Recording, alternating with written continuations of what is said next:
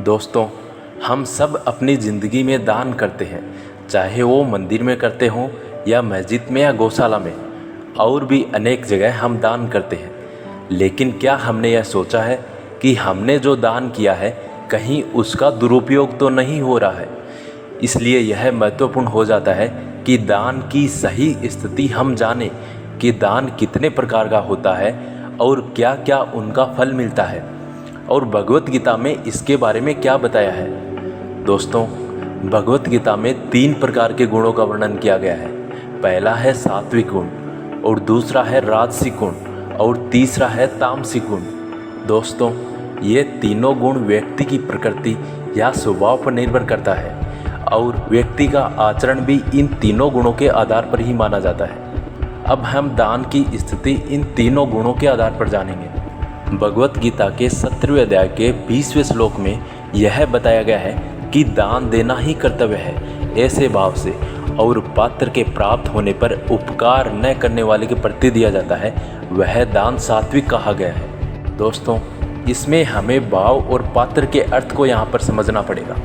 भाव का अर्थ यहाँ पर दान देते समय किसी भी प्रकार का कपट, स्वार्थ उसमें शामिल नहीं होना चाहिए, अर्थात दान हमेशा निस्वार्थ भाव से देना चाहिए।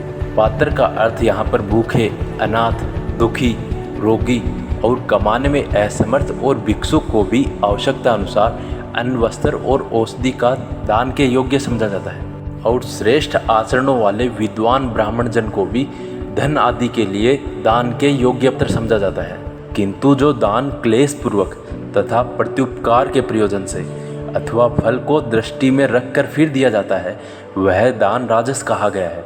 अर्थात जो दान स्वार्थ के चलते मान, बढ़ाई, प्रतिष्ठा और स्वर्ग आदि की प्राप्ति के लिए, रोग आदि की निवृत्ति के लिए दिया जाता है, वह दान राजस कहा गया है।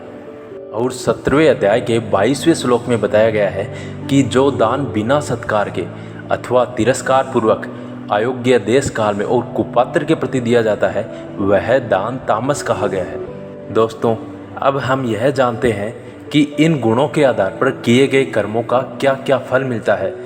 इसके बारे में भगवत गीता के 14वें अध्याय के 16वें श्लोक में बताया गया है कि सतोगुण में किए गए कर्म का फल सुख और ज्ञान युक्त निर्मल फल कहा गया है, और रजोगुण में किए गए कर्म का फल दुख कहा गया है, और तमोगुण में किए गए कर्म का फल अज्ञान कहा गया है। और वहीं 18वें श्लोक में यह बताया गया है कि सतोगुण में स्थित जीव स्वर्ग के उच्च लोकों को जाता है, और रजोगुण में स्थित जीव मध्य में पृथ्वी लोक में ही रह जाते हैं, और तमोगुण में स्थित जीव पशु आदि नीच योनियों में नरक को जाते हैं। दोस्तों, इसीलिए हमें दान बहुत सोच समझ कर करना चाहिए, क्योंकि अगर हम तामसिक दान करते हैं जिसमें कुपात्र को दान किया हुआ भी शामिल किया जाता है, चाहे वो अनजाने में किया हुआ हो या जानबूझकर किया हुआ हो, उसका फल हमें नरक के रूप में ही मिलता है।